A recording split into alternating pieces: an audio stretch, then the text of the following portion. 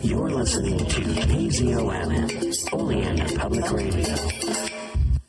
Hello, everyone. Welcome once again to People's Guide to the Cthulhu Mythos. Join us as we talk about all kinds of creepy stuff, spooky dooky things, and stuff that's just, ooh. Buy my book. It is called The Architects of Cosmic Doom, and you can find it in the show notes. It is a collection of horror stories that predate cosmic horror as we know it, with Lovecraft and Clark Ashton Smith and everyone else. I don't know, I can't remember right now. Anyway, Robert E. Howard. Thanks, Dave. But yeah, Ambrose Bierce is actually in the book. But yeah, no, this is cosmic horror before pulps, before all that. And it covers a period of time from the mid 1800s to the early 20th century. And back to the show. Recording by Chris Pyle. The Upper Berth by F. Marion Crawford. Chapter 1. Somebody asked for the cigars. We had talked long, and the conversation was beginning to languish. The tobacco smoke had got into the heavy curtains. The wine had got into those brains which were liable to become heavy, and it was already perfectly evident that unless somebody did something to rouse our oppressed spirits, the meeting would soon come to its natural conclusion, and we, the guests, would speedily go home to bed and most certainly to sleep. No one had said anything very remarkable. It may be that no one had anything very remarkable to say. Jones had given us every particular of his last hunting adventure in Yorkshire. Mr. Tompkins, of Boston, had explained at elaborate length those working principles by the due and careful maintenance of which the Atchison, Topeka, and Santa Fe Railroad not only extended its territory, increased its departmental influence, and transported livestock without starving them to death before the day of actual delivery, but also had for years succeeded in deceiving those passengers who bought its tickets into the fallacious belief that the corporation aforesaid was really able to transport human life without destroying it.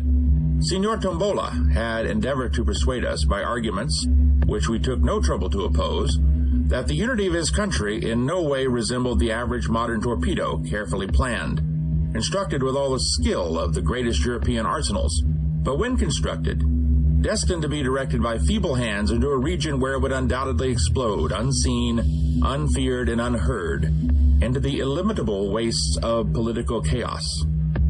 It is unnecessary to go into further details.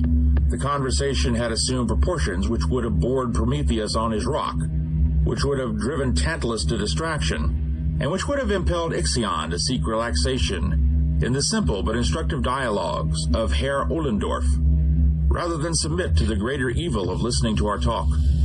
We had set a table for hours. We were bored. We were tired. And nobody showed signs of moving. Somebody called for cigars. We all instinctively looked towards the speaker. Brisbane was a man of 35 years of age, and remarkable for those gifts which chiefly attract the attention of men. He was a strong man. The external proportions of his figure presented nothing extraordinary to the common eye, though his size was about the average. He was a little over 6 feet in height and moderately broad in the shoulder, and he did not appear to be stout, but on the other hand, he was certainly not thin. His small head was supported by a strong and sinewy neck.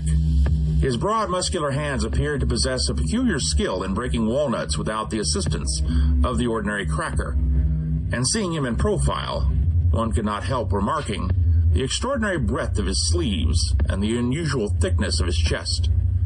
He was one of those men who are commonly spoken of among men as deceptive. That is to say, that though he looked exceedingly strong, he was in reality very much stronger than he looked. Of his features, I need say little. His head is small, his hair is thin, his eyes are blue, his nose is large, he has a small mustache and a square jaw. Everybody knows Brisbane, and when he asked for a cigar, everybody looked at him. "It is a very singular thing," said Brisbane. Everybody stopped talking.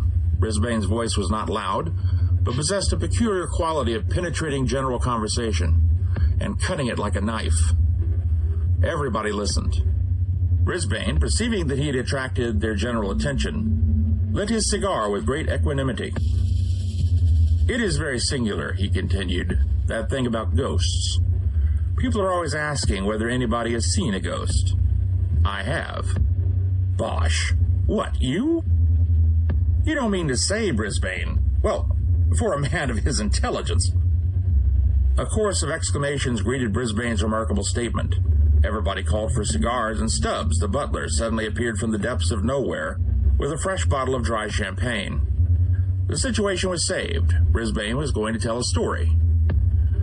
"I am an old sailor," said Brisbane, "and as I have to cross the Atlantic pretty often, I have my favorites. Most men have their favorites. I have seen a man wait in a Broadway bar for 3/4 of an hour for a particular car which he liked. I believe the barkeeper made at least 1/3 of his living by that man's preference. I have a habit of waiting for certain ships when I am obliged to cross that duck pond. It may be a prejudice, but I was never cheated out of a good passage but once in my life. I remember it very well. It was a warm morning in June, and the custom house officials, who were hanging about waiting for a steamer already on her way up from the quarantine, presented a peculiarly hazy and thoughtful appearance. I had not much luggage. I never have. I mingled with a crowd of passengers, porters, and officious individuals in blue coats and brass buttons, who seemed to spring up like mushrooms from the deck of a moored steamer to obtrude their unnecessary services upon the independent passenger. I have often noticed with a certain interest the spontaneous evolution of these fellows. They are not there when you arrive. 5 minutes after the pilot is called "Go ahead," they, or at least their blue coats and brass buttons, have disappeared from deck and gangway as completely as though they had been consigned to that locker which traditionally unanimously ascribes to Davy Jones. But at the moment of starting, they are there, clean-shaved, blue-coated, and ravenous for fees. I hastened on board. The Kamchatka was one of my favorite ships. I say was because she emphatically no longer is. I cannot conceive of any inducement which would entice me to make another voyage in her. Yes, I know what you're going to say. She is uncommonly clean in the run aft. She has enough bluffing off in the bows to keep her dry, and the lower berths are most of them double. But I won't cross in her again. Excuse the digression. I got on board. I hailed a steward whose red nose and redder whiskers were equally familiar to me. 105 lower berths, said I, in the businesslike tone of men who think no more of crossing the Atlantic than taking a whiskey cocktail at downtown Delmonico's. The steward took my portmanteau, greatcoat, and rug. I shall never forget the expression of his face. Not that he turned pale. It is maintained by the most eminent divines that even miracles cannot change the course of nature. I have no hesitation in saying that he did not turn pale, but from his expression, I judged that he was either about to shed tears, to sneeze, or to drop my portmanteau. As the latter contained 2 bottles of particularly fine sherry presented to me for my voyage by my old friend Snigginson Van Pickens, I felt extremely nervous. But the steward did none of these things. "Well, I'm damned," said he in a low voice, and led the way. I suppose my Hermes, as he led me to the lower regions, had had a little grog, but I said nothing and followed him. 105 was on the port side, well aft. There was nothing remarkable about the stateroom. The lower berth, like most of those upon the Kamchatka, was double. There was plenty of room. There was the usual washing apparatus, calculated to convey an idea of luxury to the mind of a North American Indian. There were the usual inefficient racks of brown wood in which it is more easy to hang a large-sized umbrella than the common toothbrush of commerce. Upon the uninviting mattresses were carefully folded together those blankets which a great modern humorist had aptly compared to cold buckwheat cakes. The question of towels was left entirely to the imagination. The glass decanters were filled with a transparent liquid faintly tinged with brown, but from which an odor less faint, but not more pleasing, ascended to the nostrils, like a far-off seasick reminiscence of oily machinery. Sad-colored curtains half closed the upper berth. The hazy June daylight shed a faint illumination upon the desolate little scene. How I hate that stateroom. The steward had deposited my traps and looked at me as though he wanted to get away, probably in search of more passengers and more fees. It is always a good plan to start in favor with those functionaries, and I accordingly gave him certain coins there and then. "I'll try and make you comfortable all I can," he remarked, as he put the coins in his pocket. Nevertheless, there was a doubtful intonation in his voice which surprised me. Possibly his scale of fees had gone up, and he was not satisfied. But on the whole, I was inclined to think that, as he himself would have expressed it, he was the better for a glass. I was wrong, however, and did the man injustice. Chapter 2. Nothing especially worthy of mention occurred during that day. We left the pier punctually, and it was very pleasant to be fairly underway, for the weather was warm and sultry, and the motion of the steamer produced a refreshing breeze. Everybody knows what the first day at sea is like. People pace the decks and stare at each other and occasionally meet acquaintances whom they did not know to be on board. There is the usual uncertainty as to whether the food will be good, bad, or indifferent, until the first 2 meals have put the matter beyond a doubt. There is the usual uncertainty about the weather, until the ship is fairly off Fire Island. The tables are crowded at first and then suddenly thinned. Pale-faced people spring from their seats and precipitate themselves towards the door, and each old sailor breathes more freely as his seasick neighbor rushes from his side, leaving him plenty of elbow room and an unlimited command over the mustard. One passage across the Atlantic is very much like another, and we who cross very often do not make the voyage for the sake of novelty. Whales and icebergs are indeed always objects of interest, but after all, one whale is very much like another whale, and one rarely sees an iceberg at close quarters. To the majority of us, the most delightful moment of the day on board an ocean steamer is when we have taken our last turn on deck, have smoked our last cigar, and having succeeded in tiring ourselves, feel at liberty to turn in with a clear conscience. On that first night of the voyage, I felt particularly lazy, and went to bed in 105 rather earlier than I usually do. As I turned in, I was amazed to see that I was to have a companion, and in the upper berth had been deposited a neatly folded rug with a stick and umbrella. I had hoped to be alone, and I was disappointed, but I wondered who my roommate was to be, and I determined to have a look at him. Before I had been long in bed, he entered. He was, as far as I could see, a very tall man, very thin, very pale, with sandy hair and whiskers and colorless gray eyes. He had about him, I thought, an air of rather dubious fashion, the sort of man you might see in Wall Street, without being able precisely to say what he was doing there. The sort of man who frequents the Café Anglais, who always seems to be alone and who drinks champagne. You might meet him on a race course, but he would never appear to be doing anything there either.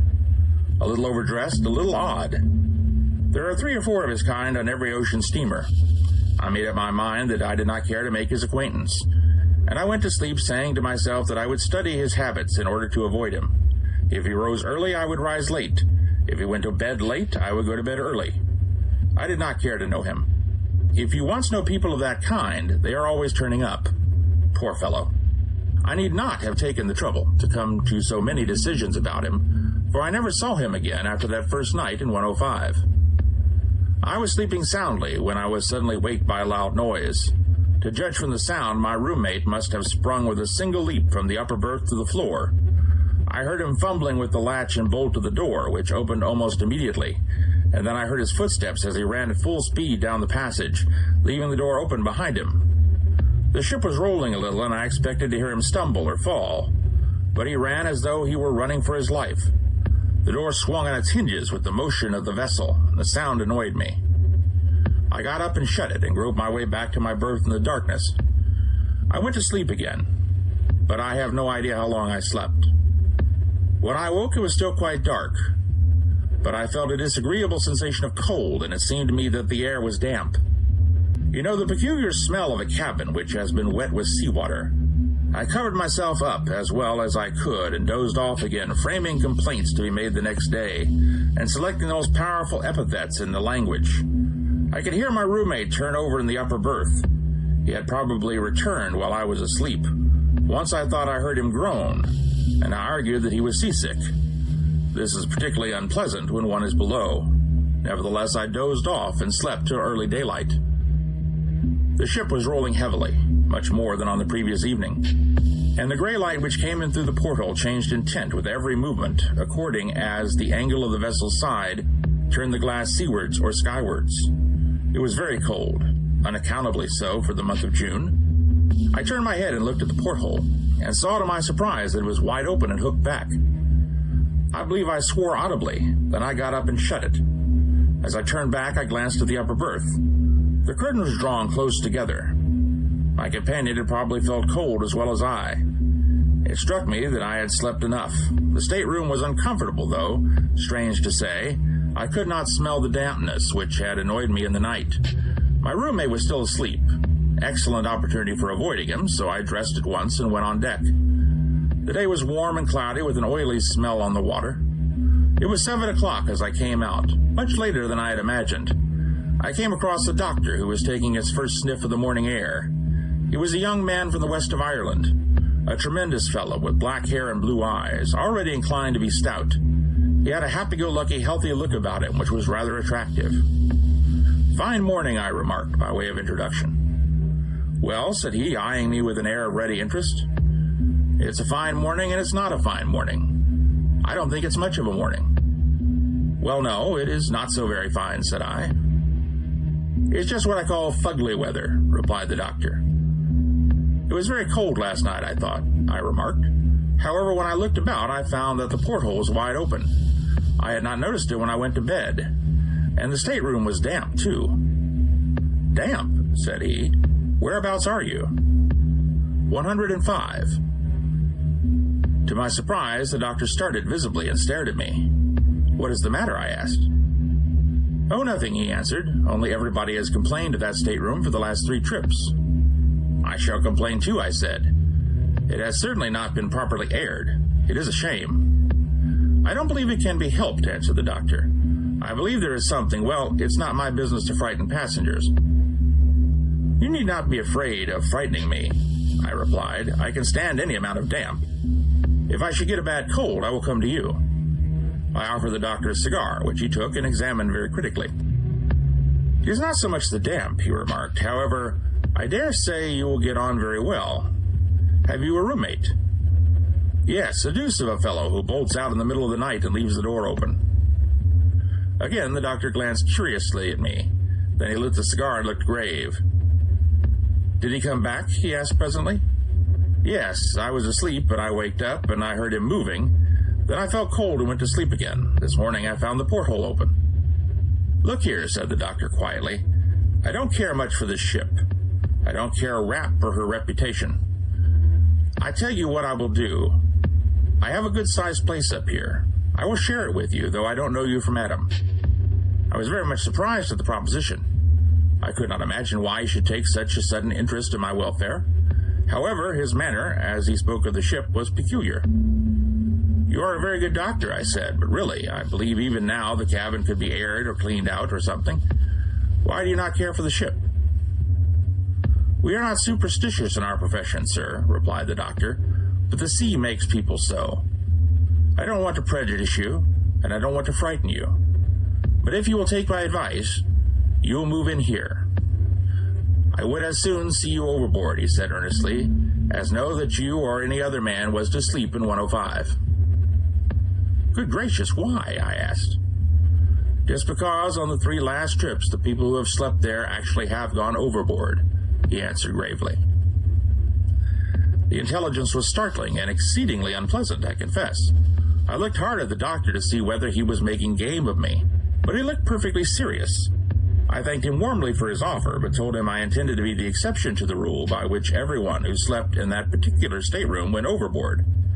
He did not say much, but looked as grave as ever, and hinted that, before we got across, I should probably reconsider his proposal. In the course of time we went to breakfast, at which only an inconsiderable number of passengers assembled. I noticed that 1 or 2 of the officers who breakfasted with us looked grave. After breakfast, I went into my stateroom in order to get a book. The curtains of the upper berth were still closely drawn. Not a sound was to be heard. My roommate was probably still asleep. As I came out, I met the steward, whose business it was to look after me. He whispered that the captain wanted to see me, and then scuttled away down the passage, as if very anxious to avoid any questions. I went toward the captain's cabin and found him waiting for me. "Sir," said he, "I want to ask a favor of you." I answered that I would do anything to oblige him. "Your roommate has disappeared," he said. He is known to have turned in early last night. Did you notice anything extraordinary in his manner?" The question, coming as it did in exact confirmation of the fears the doctor had expressed half an hour earlier, staggered me. "You don't mean to say he has gone overboard?" I asked. "I fear he has," answered the captain. "This is the most extraordinary thing," I began. "Why?" he asked. "He is the fourth, then," I explained. In answer to another question from the captain, I explained without mentioning the doctor that I had heard the story concerning 105. He seemed very much annoyed at hearing that I knew of it. I told him what had occurred in the night. "What you say," he replied, "coincides almost exactly with what was told me by the roommates of two of the other three. They bolt out of bed and run down the passage. Two of them were seen to go overboard by the watch. We stopped and lowered boats, but they were not found. Nobody, however, saw or heard the man who was lost last night, if he is really lost. The steward, who is a superstitious fellow perhaps, and expected something to go wrong, went to look for him this morning, and found his berth empty, but his clothes lying about just as he had left them. The steward was the only man on board who knew him by sight, and he has been searching everywhere for him. He has disappeared. Now, sir, I want to beg you not to mention the circumstance to any of the passengers. I don't want the ship to get a bad name, and nothing hangs about an oceangoer like stories of suicides. You shall have your choice of any one of the officers' cabins you like, including my own, for the rest of the passage. Is that a fair bargain?" "Very," said I, "and I am much obliged to you. But since I am alone and have the stateroom to myself, I would rather not move. If the steward would take out that unfortunate man's things, I would as lief stay where I am. I will not say anything about the matter, and I think I can promise you that I will not follow my roommate." The captain tried to dissuade me from my intention, but I preferred having a stateroom alone to being the chum of any officer on board. I did not know whether I acted foolishly, but if I had taken his advice, I should have had nothing more to tell. There would have remained the disagreeable coincidence of several suicides occurring among men who had slept in the same cabin, but that would have been all. That was not the end of the matter, however, by any means. I obstinately made up my mind that I would not be disturbed by such tales, and I even went so far as to argue the question with the captain. There was something wrong about the stateroom, I said. It was rather damp. The porthole had been left open last night. My roommate might have been ill when he came on board, and he might have become delirious after he went to bed. He might even now be hiding somewhere on board and might be found later. The place ought to be aired and the fastening of the port looked to. If the captain would give me leave, I would see that what I thought necessary were done immediately. "Of course you have a right to stay where you are if you please," he replied, rather petulantly.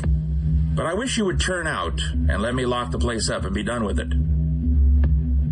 I did not see it in the same light and left the captain after promising to be silent concerning the disappearance of my companion. The latter had had no acquaintances on board and was not missed in the course of the day.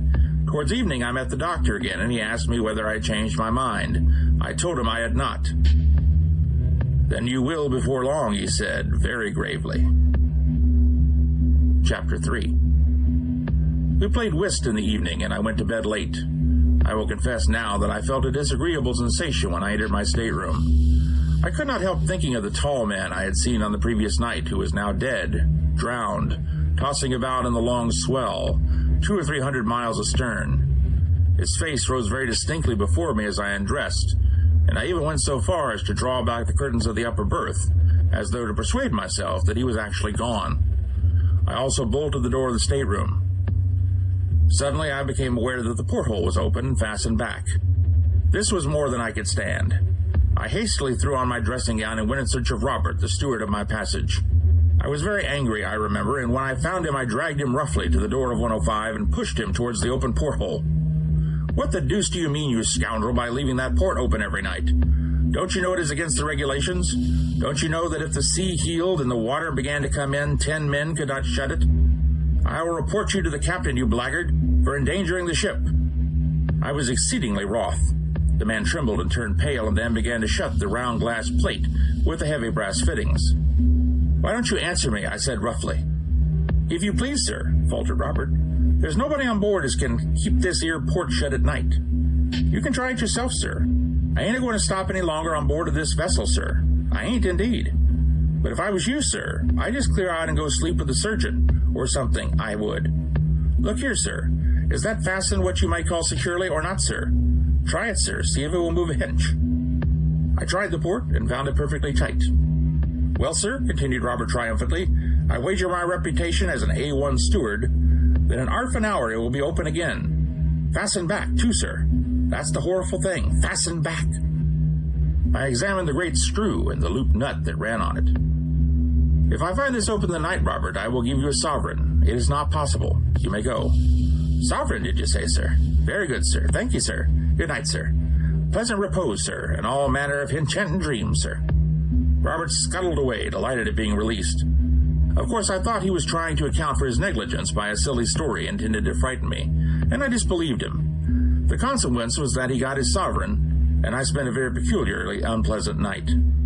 I went to bed, and 5 minutes after I had rolled myself up in my blankets, the inexorable Robert extinguished the light that burned steadily behind the ground glass pane near the door. I lay quite still in the dark trying to go to sleep, but I soon found that impossible. It had been some satisfaction to be angry with the steward, and the diversion had banished that unpleasant sensation I had at first experienced when I thought of the drowned man who had been my chum. But I was no longer sleepy, and I lay awake for some time, occasionally glancing at the porthole, which I could just see from where I lay, and which, in the darkness, looked like a faintly luminous soup plate suspended in blackness. I believe I must have lain there for an hour, and, as I remember, I was just dozing into sleep when I was roused by a draught of cold air, and by distinctly feeling the spray of the sea blown upon my face.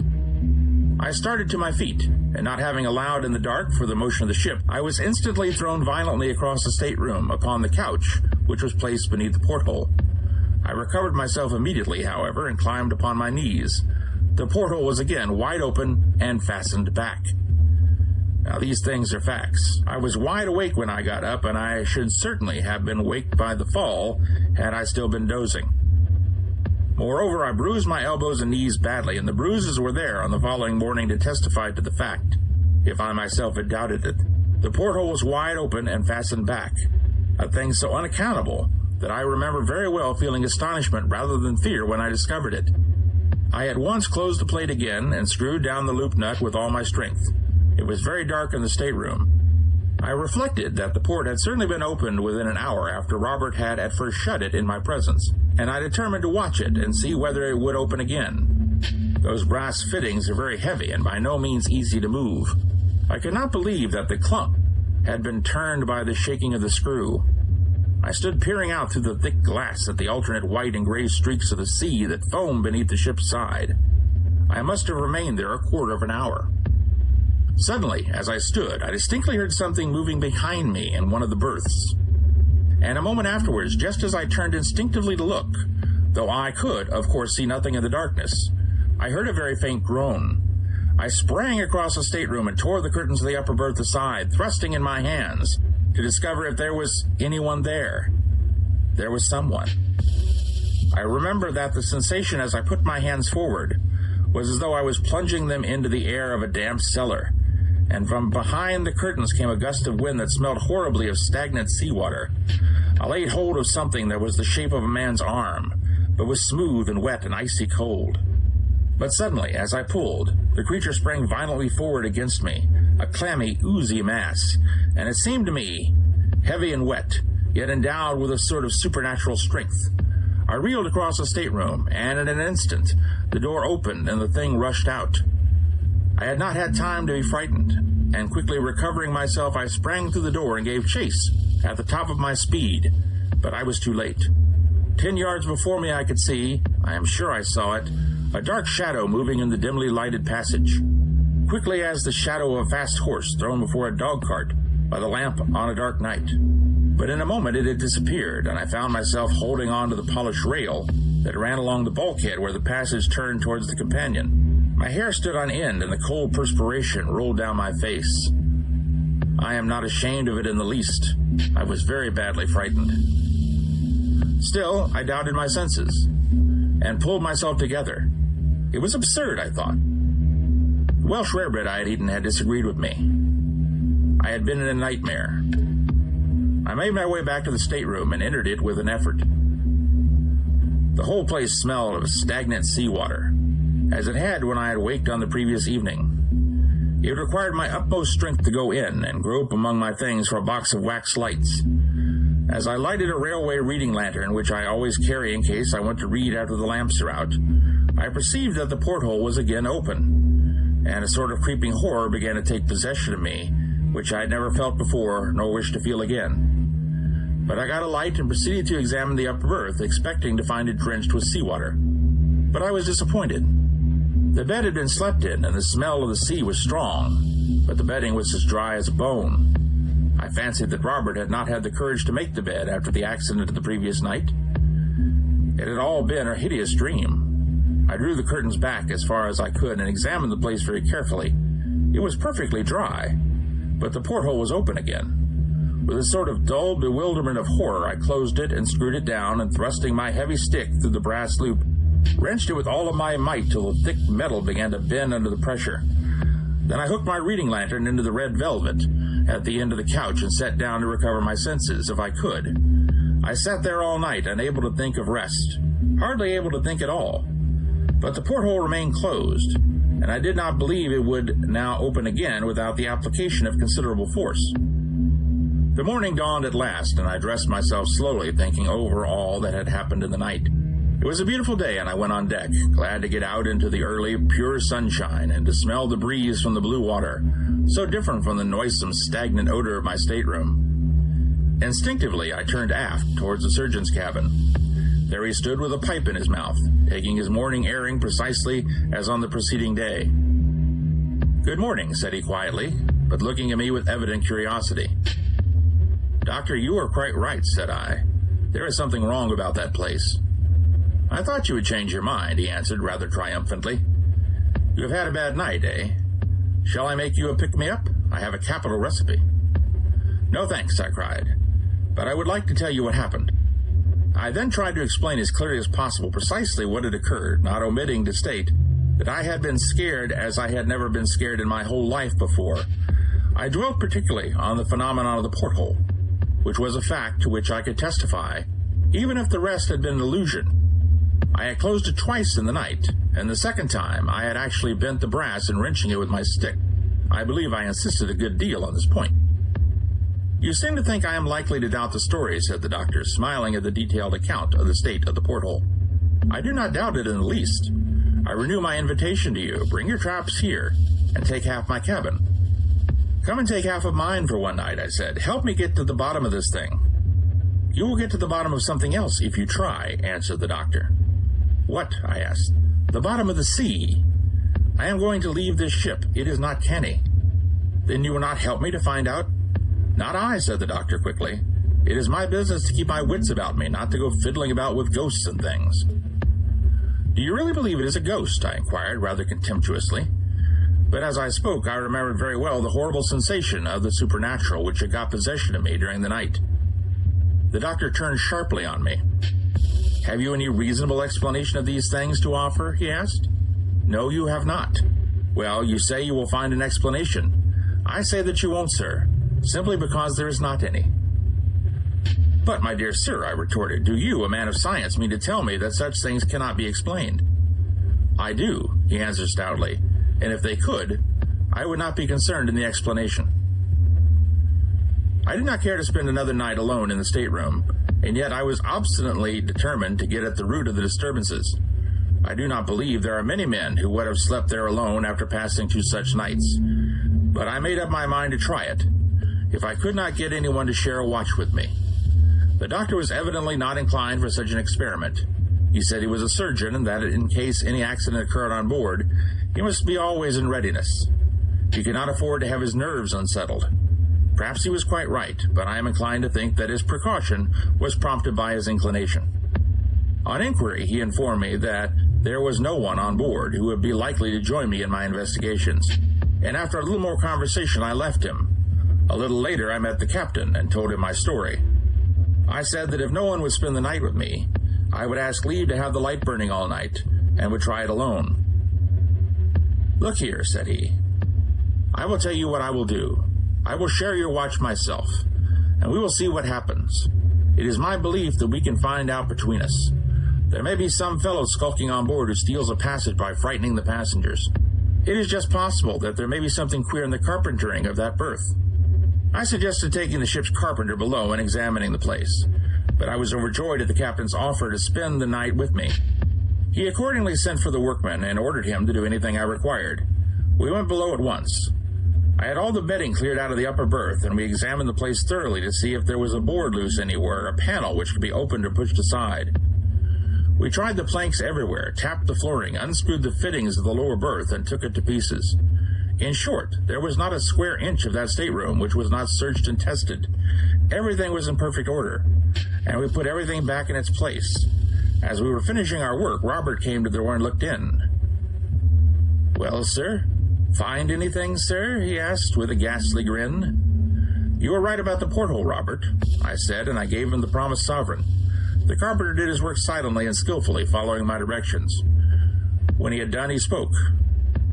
"I'm a plain man, sir," he said, "but it's my belief you had better just turn out your things and let me run half a dozen 4-inch screws through the door of this cabin. There's no good never came out of this cabin yet, sir, and that's all about it. There's been 4 lives lost out of here to my own remembrance, and that in 4 trips. Better give it up, sir. Better give it up." "I will try it for 1 night more," I said. "Better give it up, sir. Better give it up." "It's a precious bad job," repeated the workman, putting his tools in his bag and leaving the cabin. But my spirits had risen considerably at the prospect of having the captain's company, and I made up my mind not to be prevented from going to the end of the strange business. I abstained from Welsh rarebits and grog that evening, and did not even join in the customary game of whist. I wanted to be quite sure of my nerves, and my vanity made me anxious to make a good figure in the captain's eyes. Chapter 4. The captain was one of those splendidly tough and cheerful specimens of seafaring humanity, whose combined courage, hardihood, and calmness in difficulty leads them naturally into high positions of trust. He was not the man to be led away by an idle tale, and the mere fact that he was willing to join me in the investigation was proof that he thought there was something seriously wrong, which could not be accounted for on ordinary theories, nor laughed down as a common superstition. To some extent, too, his reputation was at stake, as well as the reputation of the ship. It is no light thing to lose passengers overboard, and he knew it. About 10 o'clock that evening, as I was smoking a last cigar, he came up to me and drew me aside from the beat of the other passengers who were patrolling the deck in the warm darkness. "This is a serious matter, Mr. Brisbane," he said. "We must make up our minds either way, to be disappointed or to have a pretty rough time of it. You see, I cannot afford to laugh at the affair, and I ask you to sign your name to a statement of whatever occurs. If nothing happens tonight, we will try it again tomorrow, and next day. Are you ready?" So we went below and entered the stateroom. As we went in, I could see Robert the steward, who stood a little further down the passage, watching us with his usual grin, as though certain that something dreadful was about to happen. The captain closed the door behind us and bolted it. "Suppose we put your portmanteau before the door," he suggested. "One of us can sit on it. Nothing can get out then. Is the port screwed down?" I found it as I had left it in the morning. Indeed, without using a lever, as I had done, no one could have opened it. I drew back the curtains of the upper berth so that I could see well into it. By the captain's advice, I had lighted my reading lantern and placed it so that it shone upon the white sheets above. He insisted upon sitting on the portmanteau, declaring that he wished to be able to swear that he had sat before the door. Then he requested me to search the stateroom thoroughly, an operation very soon accomplished, as it consisted merely in looking beneath the lower berth and under the couch below the porthole. The spaces were quite empty. "It is impossible for any human being to get in," I said, "or for any human being to open the port." "Very good," said the captain calmly. "If we see anything now, it must be either imagination or something supernatural." I sat down on the edge of the lower berth. "The first time it happened," said the captain, crossing his legs and leaning back against the door, "was in March. The passenger who slept here in the upper berth turned out to have been a lunatic. At all events, he was known to have been a little touched, and he had taken his passage without the knowledge of his friends. He rushed out in the middle of the night and threw himself overboard before the officer who had the watch could stop him. We stopped and lowered a boat. It was a quiet night just before that heavy weather came on, and we could not find him. Of course, his suicide was afterwards accounted for on the ground of his insanity. I suppose that often happens, I remarked rather absently. Not often, no, said the captain. Never before in my experience, though I have heard of it happening on board of other ships. Well, as I was saying, that occurred in March, on the very next trip. What are you looking at? He asked, stopping suddenly in his narration. I believe I gave no answer. My eyes were riveted upon the porthole. It seemed to me that the brass loop nut was beginning to turn very slowly upon the screw. So slowly, however, that I was not sure it moved at all. I watched it intently, fixing its position in my mind and trying to ascertain whether it changed. Seeing where I was looking, the captain looked too. It moves, he exclaimed in a tone of conviction. No, it does not, he added after a minute. If it were the jarring of the screw, said I, it would have opened during the day. But I found it this evening jammed tight as I left it this morning. I rose and tried the nut. It was certainly loosened, for by an effort I could move it with my hands. The queer thing, said the captain, is that the second man who was lost is supposed to have gone through that very port. We had a terrible time over it. It was in the middle of the night, and the weather was very heavy. There was an alarm that one of the ports was open, and the sea running in. I came below and found everything flooded, the water pouring in every time she rolled, and the whole port swinging from the top bolts, not the porthole in the middle. Well, we managed to shut it, but the water did some damage. Ever since that, the place smells of seawater from time to time. We supposed the passenger had thrown himself out, though the Lord only knows how he did it. The steward kept telling me that he cannot keep anything shut here. Upon my word, I can smell it now, cannot you? He inquired, sniffing the air suspiciously. Yes, distinctly, I said, and I shuddered as that same odor of stagnant seawater grew stronger in the cabin. Now, to smell like this, the place must be damp, I continued. And yet, when I examined it with the carpenter this morning, everything was perfectly dry. It is most extraordinary. Hello? My reading lantern, which had been placed in the upper berth, was suddenly extinguished. There was still a good deal of light from the pane of ground glass near the door, behind which loomed the regulation lamp. The ship rolled heavily, and the curtain of the upper berth swung far out into the stateroom and back again. I rose quickly from my seat on the edge of the bed, and the captain at the same moment started to his feet with a loud cry of surprise. I had turned with the intention of taking down the lantern to examine it, when I heard his exclamation, and immediately afterwards his call for help. I sprang towards him. He was wrestling with all his might with the brass loop of the port. It seemed to turn against his hands in spite of all his efforts. I caught up my cane, a heavy oak stick I always used to carry, and thrust it through the ring and bore on it with all my strength. But the strong wood snapped suddenly, and I fell upon the couch. When I rose again, the port was wide open, and the captain was standing with his back against the door, pale to the lips. There is something in that berth, he cried in a strange voice, his eyes almost starting from his head. Hold the door while I look. It shall not escape us, whatever it is. But instead of taking his place, I sprang upon the lower bed and seized something which lay in the upper berth. It was something ghostly, horrible beyond words, and it moved in my grip. It was like the body of a man long drowned, and yet it moved, and had the strength of 10 men living. But I gripped it with all my might, the slippery, oozy, horrible thing. The dead white eyes seemed to stare at me out of the dusk. The putrid odor of rank seawater was about it, and its shining hair hung in foul, wet curls over its dead face. I wrestled with the dead thing. It thrust itself upon me and forced me back and nearly broke my arms. It wound its corpse's arms around my neck, the living death, and overpowered me so that I, at last, cried aloud and fell, and left my hold. As I fell, the thing sprang across me, and seemed to throw itself upon the captain. When I last saw him on his feet, his face was white and his lips set. It seemed to me that he struck a violent blow at the dead being, and then he too fell forward upon his face with an inarticulate cry of horror. The thing paused an instant, seeming to hover over his prostrate body, and I could have screamed again for very fright, but I had no voice left. The thing vanished suddenly, and it seemed to my disturbed senses that it made its exit through the open port. Though how that was possible, considering the smallness of the aperture, is more than anyone could tell. I lay a long time upon the floor, and the captain lay beside me. At last, I partially recovered my senses and moved, and instantly I knew that my arm was broken, the small bone of the left forearm near the wrist. I got upon my feet somehow. and with my remaining hand I tried to raise the captain. He groaned and moved, but at last came to himself. He was not hurt, but he seemed badly stunned. Well, do you want to hear any more? There is nothing more. That is the end of the story. The carpenter carried out his scheme of running half a dozen 4-inch screws through the door of 105. And if ever you take a passage in the Kamchatka, you may ask for a berth in that stateroom. You will be told that it is engaged. Yes, it is engaged by that dead thing. I finished the trip in the surgeon's cabin. He doctored my broken arm and advised me not to fiddle about with ghosts and things anymore.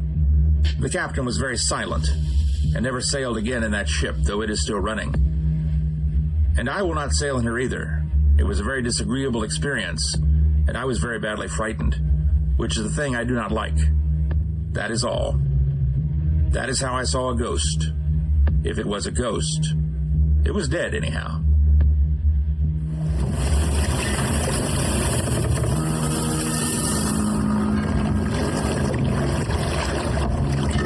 Welcome to Innsmouth, stranger. Hi, I'm Rob Hyton from the Innsmouth Book Club. Join me and my fellow guide John Chadwick as we take you on a fortnightly tour of Innsmouth. We visit places such as the Picture House, the Library and Innsmouth Museum to discuss all aspects of weird fiction, whether it be book, film, music, TV or art. As well as that, we stop over at the Gilman House to have a chat with a resident guest.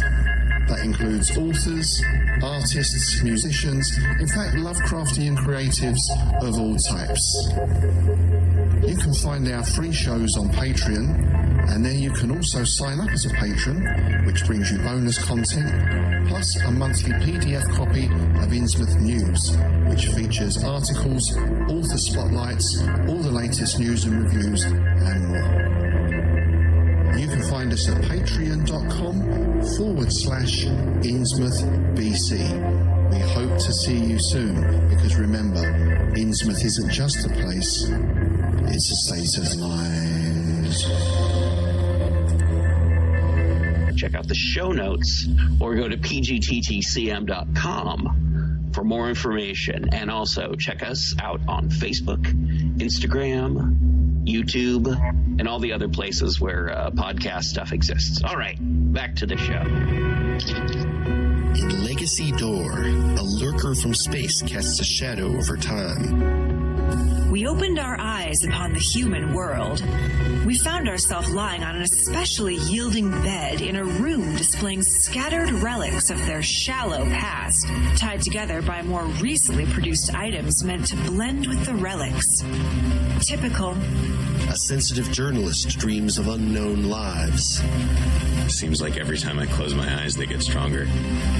I can't even say the last time I had a normal sleep, let alone a dreamless one. An outspoken lawyer defends the suspect in an unspeakable crime. And that client was Jonathan Strauss, held for the murder of his daughter Abigail and her companion Harrison Reese. And a stalwart investigator tries to drag it all into the light.